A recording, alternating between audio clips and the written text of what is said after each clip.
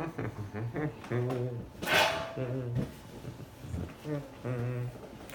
right.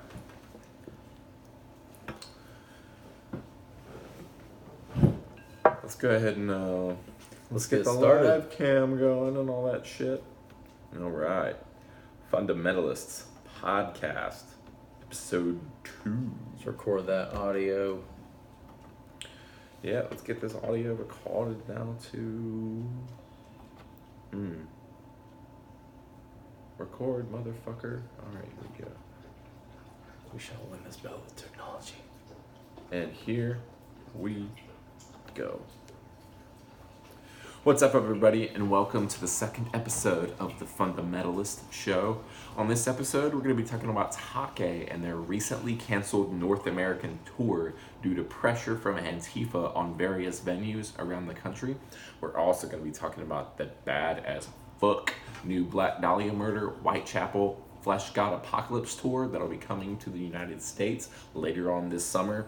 Maybe something else if it hits our fucking... Fancy. Yeah, but probably not. Just those two subjects. Ha! You already know what you're in for this. Anyway, strap in, grab a drink. We already have one, including the patron saint of fucking black metal here, Abbott. Welcome into the Fundamentalist Podcast, where heavy metal is the law, and court is always in session. Hails. All right. So like I was saying, we're going to be talking about Take's recently canceled North American tour. So just to give you a couple of details, Take, somewhat obviously, booked the North American tour. Antifa got wind of this and said... Started hitting up venues one by one. Saying, hey, fuck you, this is a Nazi band. Which we'll get into a little bit later, the reasoning behind why they're claiming Take is a white nationalist band and Islamophobic. Anyway, various factions of Antifa ended up contacting venues that had booked Take, and some of these venues actually began to cancel shows. As of like a few days ago, I shared a post that had almost half of their dates canceled. Yes. And it was kind of not officially from the band, but I think somebody had posted basically a call out to other cities and other venues, like who's willing to find new homes for these tour basically dates. the last ditch effort. Right. I mean, on my personal Facebook, I started hitting up people I know here in New Orleans. I had somebody who was from Texas. It was like, hey, we can try to do this. People in Florida were trying to find some skin in the game here, brother. Right. Trying to make this happen, dude. This is that makes you a Nazi sympathizer. No, it doesn't, and we will explain why. First of all, this is a disclaimer. We are not anti-Islam necessarily. We're anti-everything. We're not pro-Nazi. More so anti-religious for me. Don't let Daniel speak for me. That's true. Anyhow, but here's the thing. If it looks like a Nazi band, and it screams like a Nazi band, but it apologizes for some bad decisions 10 years ago, I don't think it's a Nazi band. Well, such is the case with Take. You have to keep in mind that what you just said sounds extremely flimsy.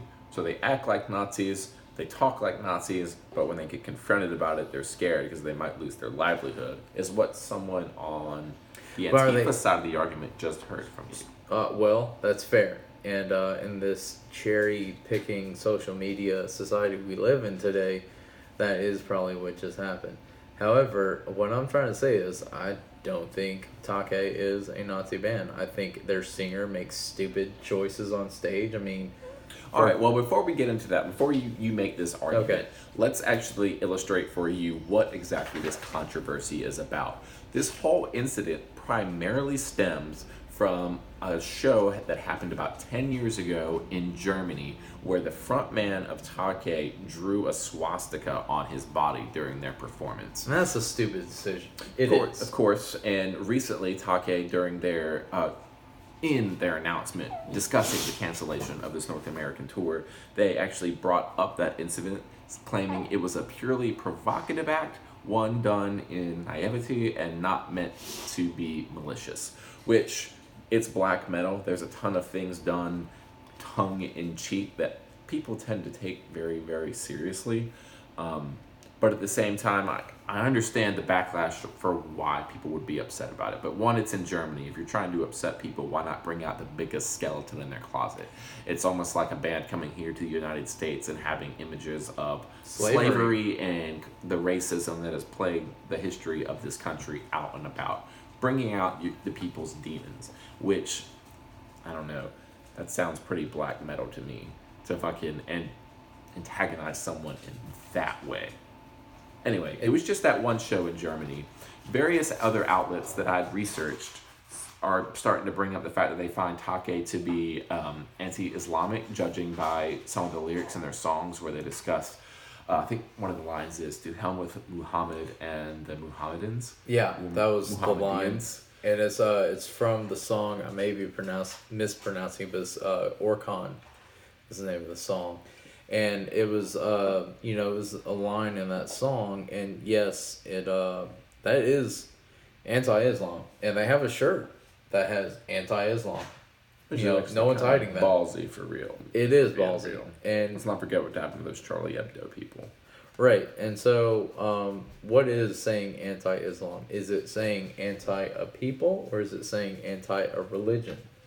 Now, I don't know. I mean, this might... It's hard to speak for the people of Take, but it's also hard to condemn them for their lyrics. Just like you can't necessarily take their lyrics and say, all right, they're very clearly hating on religion, not the people, when in Christianity, I guess... Let's be clear. Black metal was created as a form of satanic music, as a form of anti-Christian music. And, now that it's against a different religion, granted, there's a lot of people that would probably use this under the wrong guises. I just don't think this is a situation. Well, the only thing I can think of is that people, when they think of Christianity, they think of a primarily white religion. White Europeans. So white people fighting other white people. It's essentially, and to put it in the basest of terms, I think some people get concerned when other people are anti-Islam, the religion, and think it to mean they're basically anti-brown people or anti-people from the Middle East. Or anti-people, not them.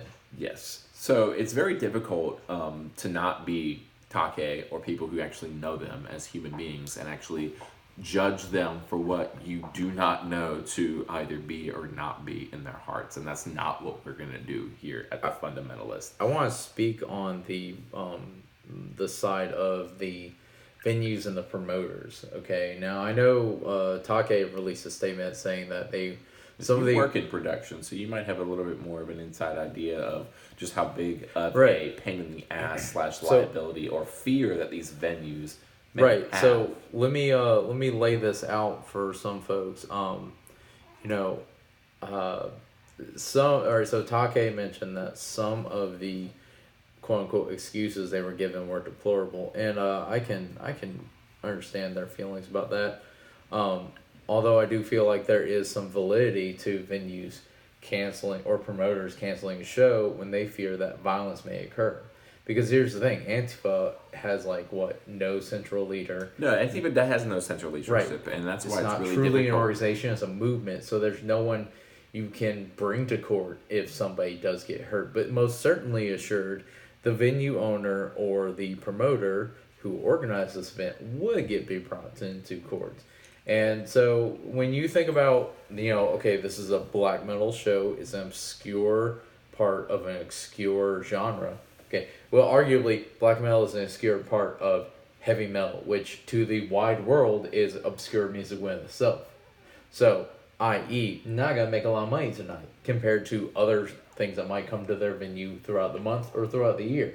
So now you're talking about maybe hiring more security for a risky night for a band that's not going to make you as much money as other bands, and it's still probably not going to help, because if people show up in masses to riot, they will riot. And now you're looking at people getting hurt, your venue getting hurt, very expensive equipment that can't be replaced. Like I said, I do work in production, and I might be shooting myself in the back right here, but I can understand the security concerns from the venue side, from the promoter side.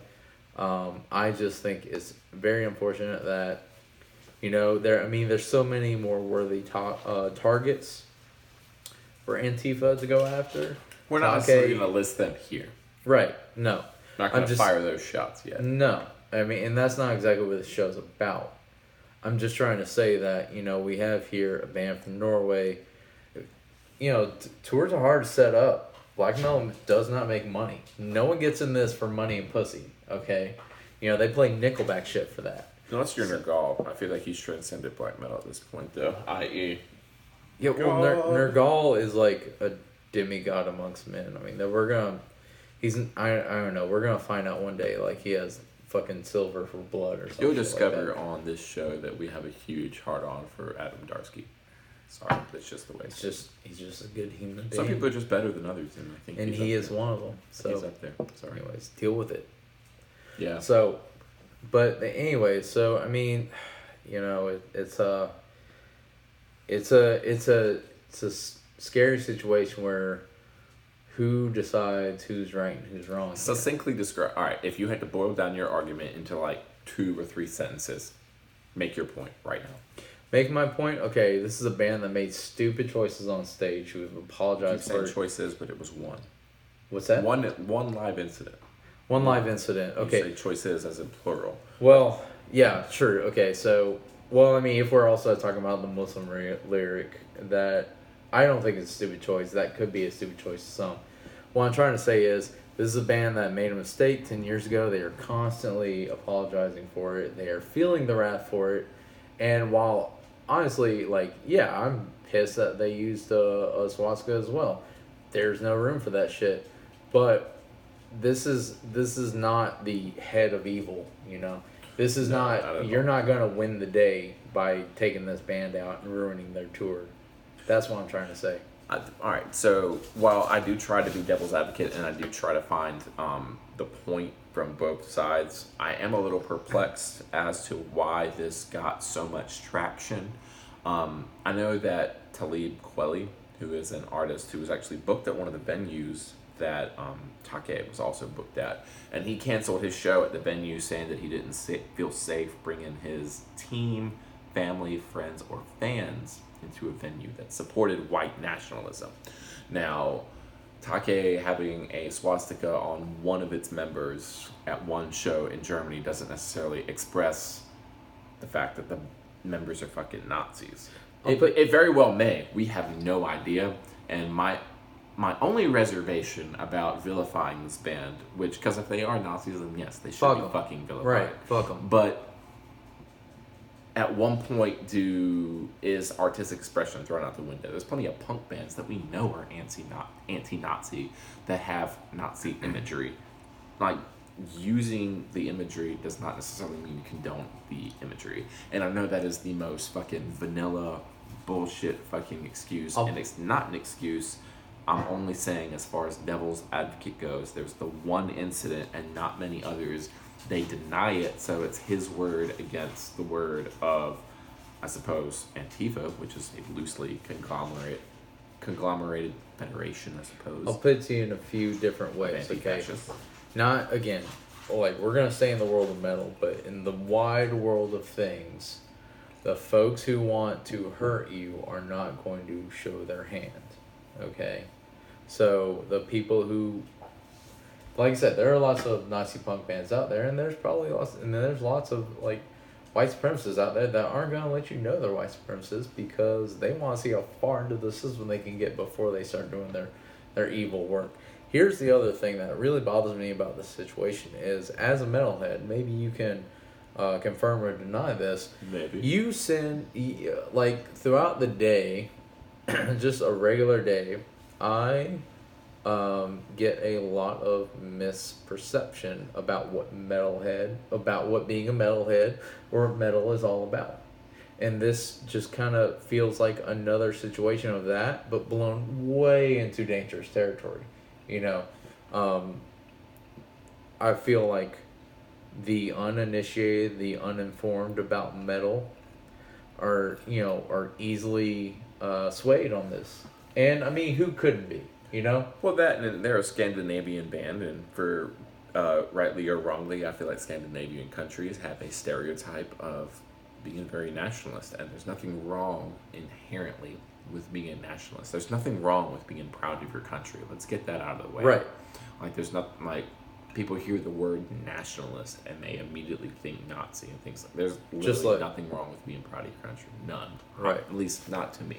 Some people might have a problem with it, but Unless your country is doing evil things. But let's get back to the point. well, I mean, my point is, at the end of the day, I feel like Take are a victim of, I think, potential stereotypes, not only about black metal, but about maybe Scandinavians in general. I really don't know. I really don't know. And my whole point is I feel like there is enough gray area that I don't think that the death threats and things that were levied at some of these venues. It's one thing to protest.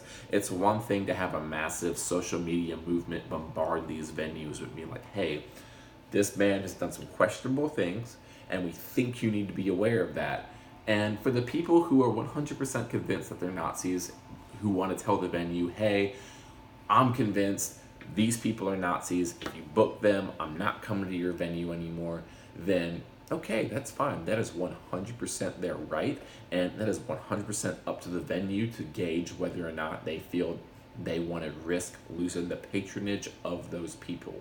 Which, if there's enough of them, that's purely capitalism. That's the way things go in this country. But to threaten violence with mass hordes of masked members to descend upon a show, which the venue would then be, as Daniel has pointed out earlier, legally liable for any injuries, whether or not the people being beat up or hurt were actual Nazis or just concert goers or members of the staff. I mean, those are very overhanded tactics. You might even say fascist tactics, which I hate. I just think it's wrong that Take's tour is canceled, but the Juggalos are still at large. I mean, injustice exists in the world every single day. Cliff Burton's dead, but Lars Ulrich lives. That's just the way the metal world goes. It's rife with You injustice. took David Bowie from us, but you left us Kanye West. What the fuck? Well, David Bowie fucked enough kids that life was like, all right, you've skirted the law long enough. Oh, you didn't know about that. You should look that up. David Bowie definitely fucked kids. Slanderous. Anyway, Well, enough negative things in the world. Episode 2, our second and final. No, he definitely fucked people who were underage.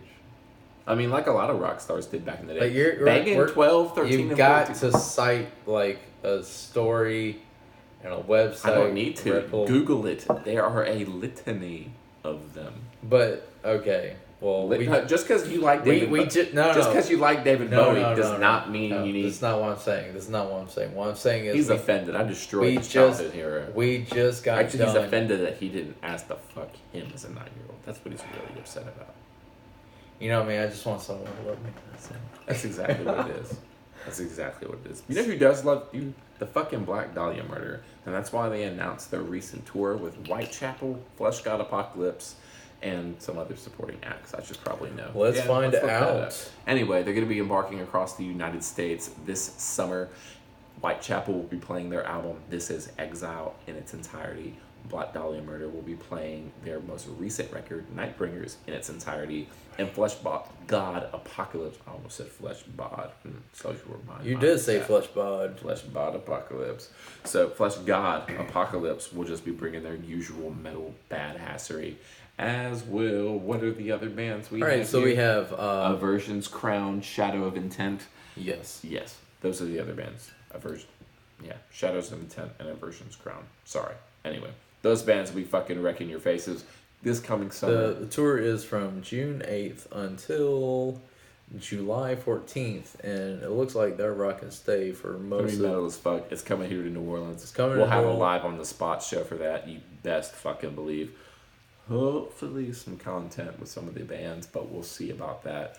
We're definitely going to bring out some recorder technology. Definitely, for And- goddamn sure. And get you some good A stuff. bot approves. Look, if nothing else, at least laugh at us about this.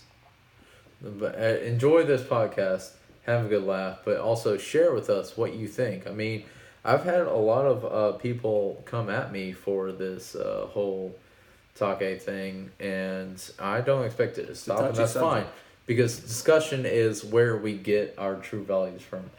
So I'm a huge fan of the free marketplace of ideas, and as repugnant as it is in the free marketplace of ideas, you have to hear repugnant things from people who are racist, from people who do have biases and discriminations on the flimsiest of lines, whether it's your sexuality or your race or your nationality. And while I find those ideas repugnant, and as someone who is of mixed, nationality and ethnic descent, heritage, whatever you want to say, I've heard people disparage both my white side and my Spanish side from people who don't realize that I'm both. And so I know it's, hugely ingrained and really easy just to make a really snide and easy comment. Put it to you like this: we come from the South, where somebody will hold something against you that absolutely has nothing to do with their everyday lives, does not affect them at all in any way, shape, or form, but they will still call you a subhuman piece of shit just because you don't fall in line with whatever they think is true and right, and what their imaginary friend thinks is right for you.